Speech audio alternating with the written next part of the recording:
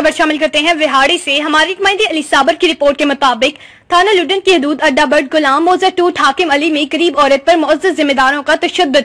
गरीब खातून ने अपनी फसल का नुकसान करने पर मना किया तो इलाका के मुअज़्ज़ज़ जिम्मेदार तैश में आ गए और गरीब खातून को तशद्दुद का निशाना बना डाला। तफसीलात के मुताबिक थाना लुडन की हदूद मौजा टूट हाकिम अली में गरीब खातून पर बाअसर अफराद का तशद्दुद।